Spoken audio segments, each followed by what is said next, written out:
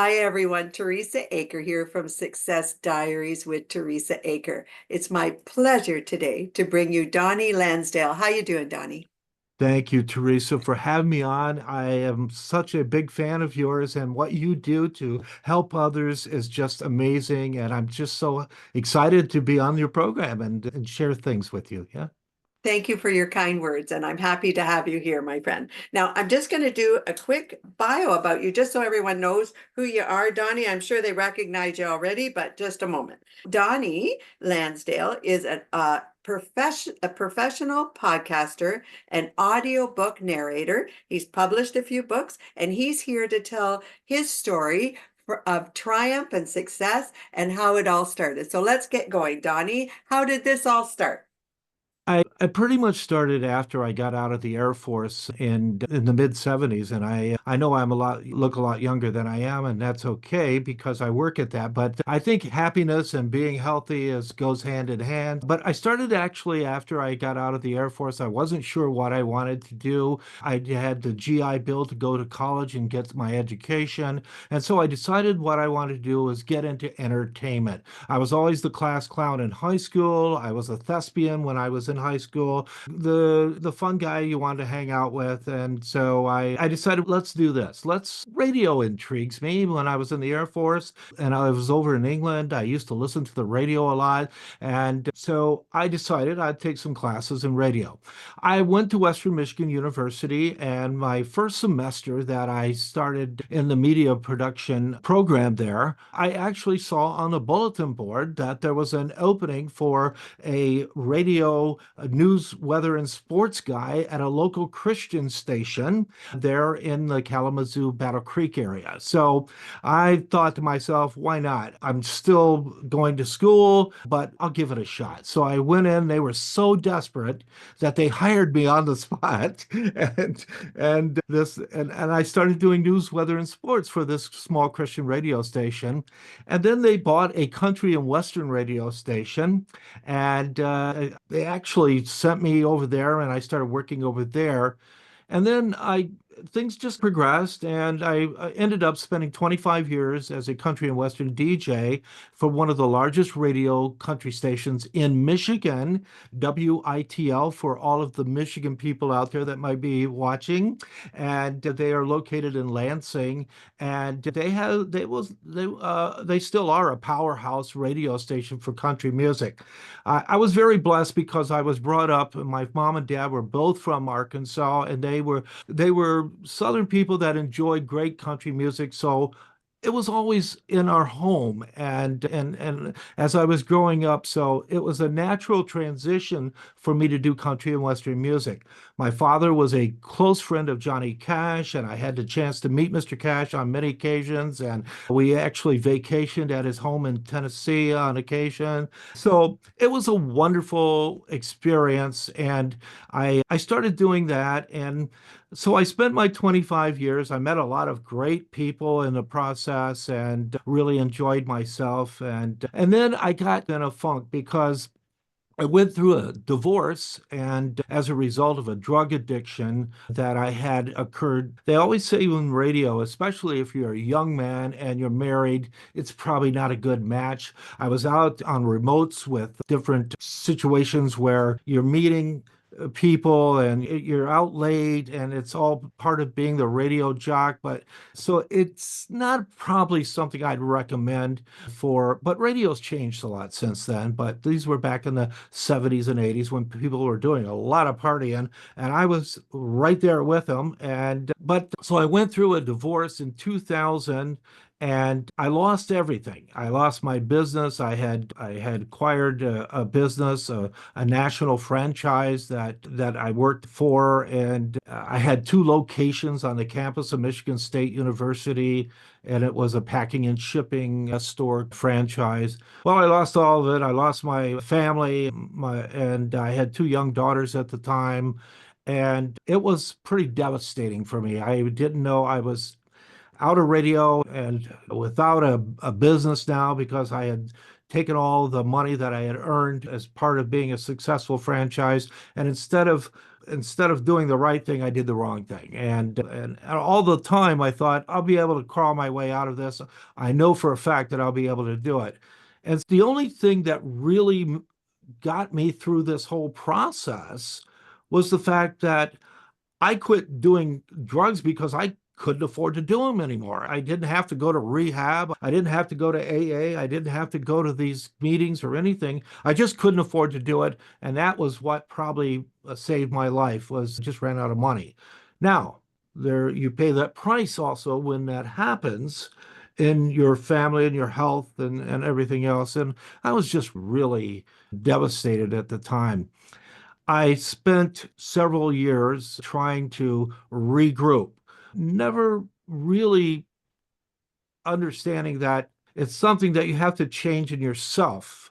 That's the important thing. You can try to do the right thing, but if you're not committed to improving and making changes in yourself, then it's pretty much a 50-50 shot you're going to be able to do it. And so I was divorced for about 10 years, and I met this young lady, and she was the love of my life. And she was just a wonderful person. And she pulled me out of this funk that I was in and made me feel important again, and supported me. And I went through a couple of jobs and worked for the government. I was able to get a government job. And so, anyway, to make a long story short, we decided that we were at this point where we could retire. And I was 50 years old when when we got married. It was like I didn't even realize that 50-year-old people could get married. I didn't think it was legal. And in some countries, I don't know. But anyway, she was wonderful. And we got married in 2008. And then a few years later, we decided we were going to retire down here to Arizona, and which we did. So we came down because her mom and dad had lived down here in Arizona. So we had been down visiting with them. So we decided, wow, this is really great. Today it was a little cold, but normally at this time of the year in March, it was 70 and low 70s. So anyway, we moved down. We came down, we put a deposit on a home, and it was going to take them 6 months to build a home. And so we decided that we could wait. And she had 6 more months before she could actually retire. When we got back home from Arizona, after putting the deposit down on the home, she was diagnosed with stage 4 lung cancer.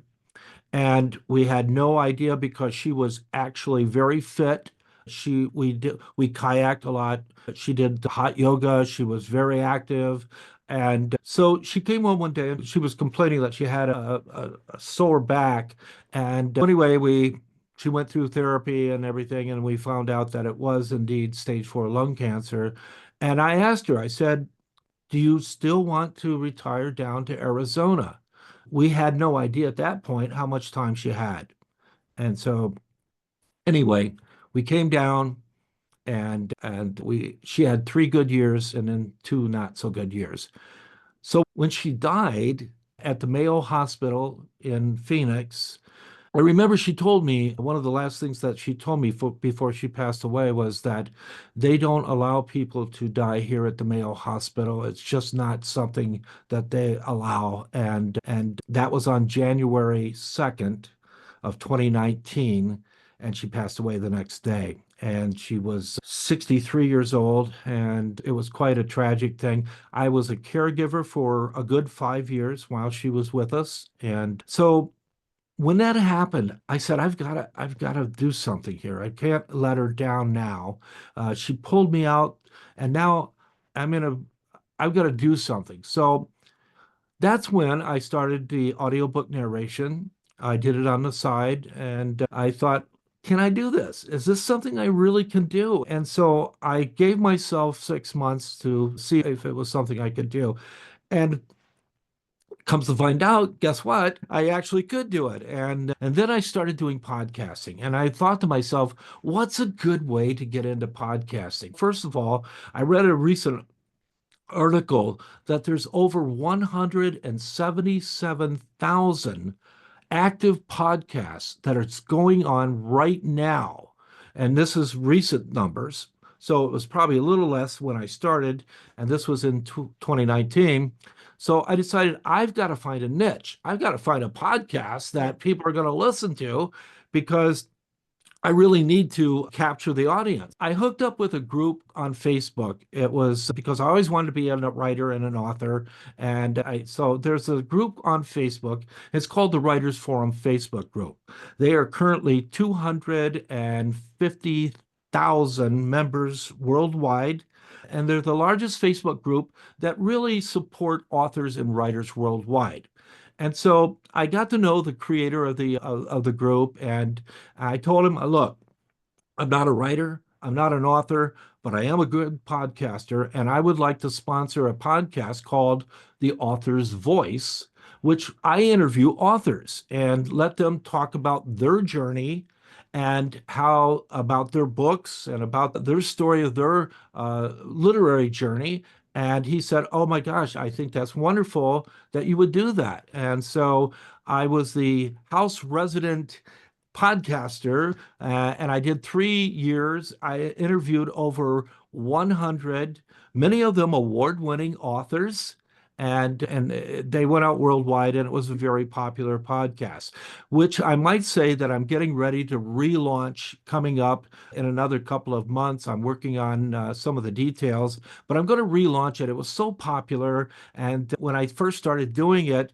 they welcomed me with open arms because I always felt that they work so hard at what they do, they get little recognition, and this group supports authors and liked the idea that I was willing to do this at no charge to them, bring them on and let them talk about themselves. And that was very similar to what you do. And this was my success story. And I got to know a lot of the authors who also said, "Hey, you know what, Donnie? I just published a book and I think you would be perfect to narrate the book." So it pays off. It's funny, Teresa, how some things that you do with a great intention and because the love of what you're doing comes around in funny ways sometimes and rewarding ways. And that's where I'm at. I've been blessed to have 3 years of that podcast. And I did another podcast, which was called Cocktails and Conversation, which is about life in the fast lane after 70. And so I thought that would be a great conversation topic. And I did that. I did one called Moonscapes, which is a adult poetry where poets would send in their poetry and I would recite it and promote their poetry on there too. And guess what? I have a new book. I actually finally made it to being a co-author. When I say co-author, I developed a story, which is a true story called Last Drive. My good friend and author David Wilson, who is from the East Coast as well, he's actually from Maine, just down the street from Stephen King, and he's put out several wonderful psychological thrillers. We collaborated on this book. I gave him the idea of a true story that is based on real events, and the book has just come out, and we are so proud of it. As a matter of fact, there's been some interest in making it a screenplay for a possible larger venue, so to speak. I can't talk about it, but it's something that's great. Donnie, can you do me a favor? Hold the book back up again and say the title because it was blurry there. So it's what does it say? Last Drive. Last Drive. Thank you so much. It was a Is bit this blurry. better? Yeah, perfect. Thank you so Okay. much, Donnie. Last Drive. Perfect.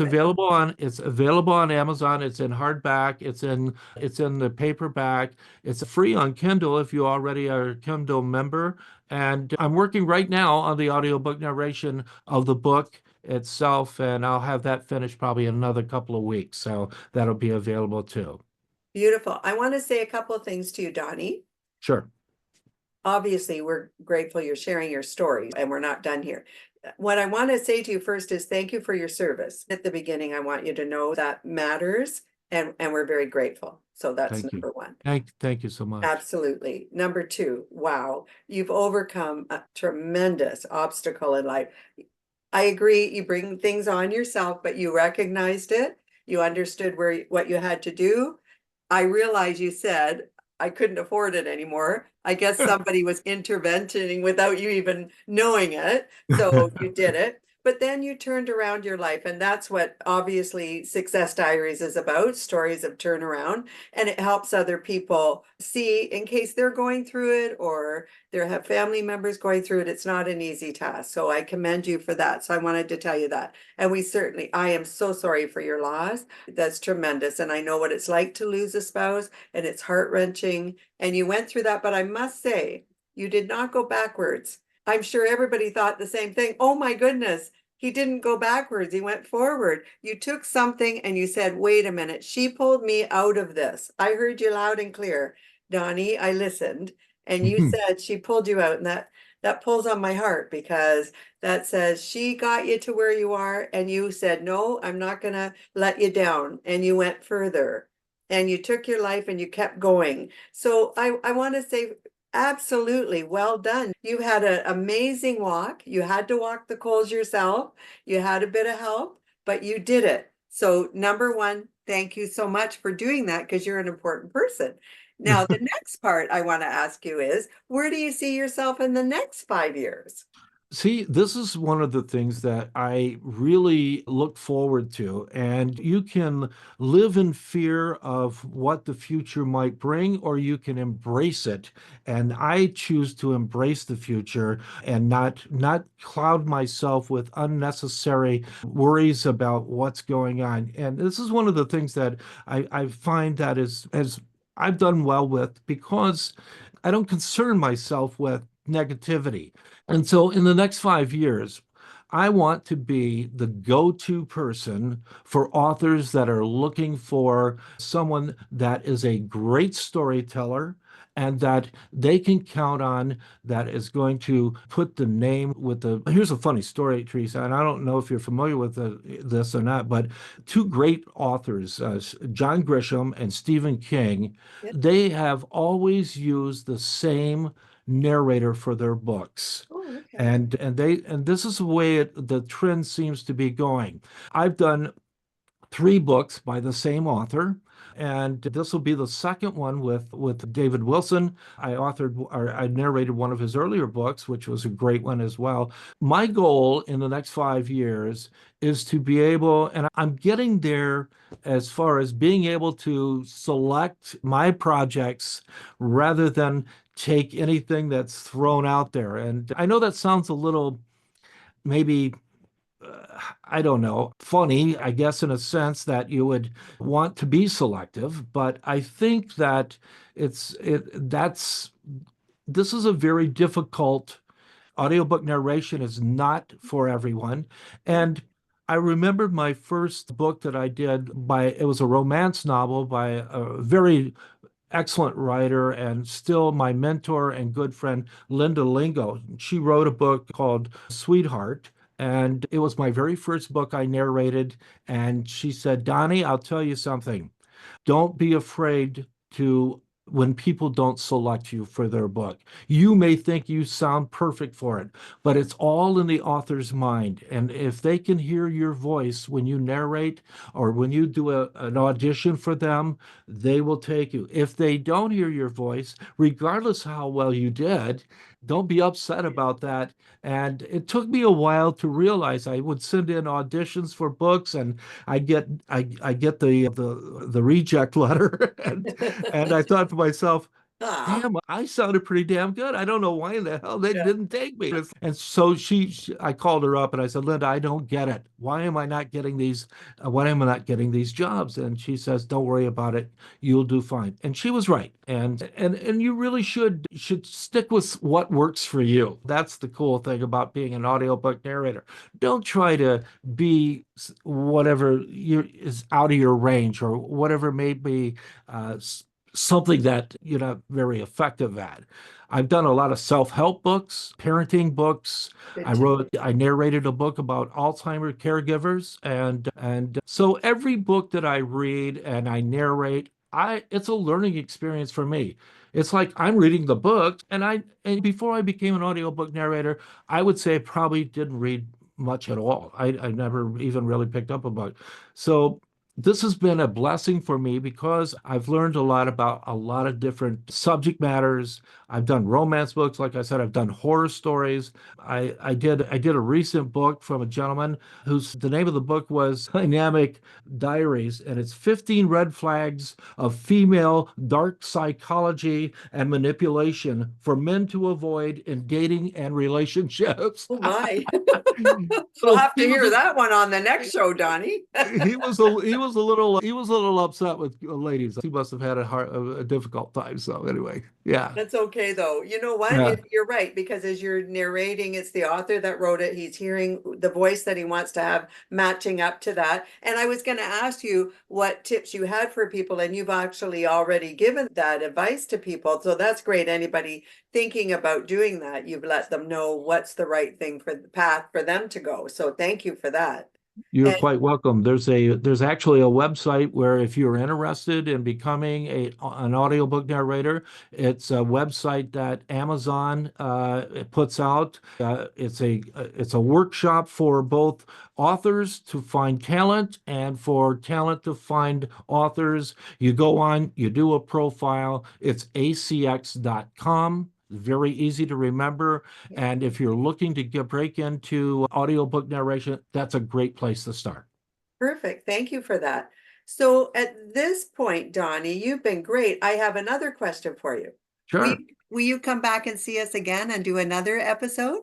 I will be happy to. Are you kidding? This has been so much fun. I love it. Thank you so much. Now, everything's going to be on here. All of your information, I'm going to make sure I put that out. But if somebody wanted to reach out right this moment, what is the best place to reach you, Donnie? There's a couple of places. I have a website and I also have an email address, which is simply Donnie.audiobook at gmail.com. Perfect. And they can find me and my profile, and all of my audio samples are readily available. Just type in my name when you get to acx.com, and every audio sample is there, and every book that I've narrated is on there as well. Perfect. Yeah. Donnie, I cannot thank you enough. Thank you for sharing your story. And I'm super proud of you. You've come so far, and I know I have no doubt you're just gonna keep going. After today, we're going to definitely be promoting all of your information and this video out there so that everyone can see you. And thank you so much. You're quite welcome. And one last thing, Yes. Teresa, look, there's a couple of books on Amazon called Last Drive. So look for the red Corvette Oh, on nice. the cover. Now we know. And just do me one favor, do it again because it Okay. was just a little low. Yeah, just so we can see the whole thing. Perfect. Perfect. Thank you, Donnie. Last Drive with the Yeah. red Corvette on the cover. Thank you, Donnie. I really appreciate that. So thank you again. And to everyone. Oh, Donnie, do you have a YouTube channel? I just wondered if you did. I I wasn't do have a YouTube channel. It's Donnie Lansdale Media Services. perfect. So what I'm going to ask everyone, do head over to Donnie's social media, every area, and do subscribe to his YouTube channel. And if you could subscribe to mine, that would be terrific. We appreciate that. To everyone else, this is Teresa Aker from Success Diaries with Teresa Aker. I hope you're having a great day, and I look forward to talking to you all very soon. Bye-bye now. Bye bye.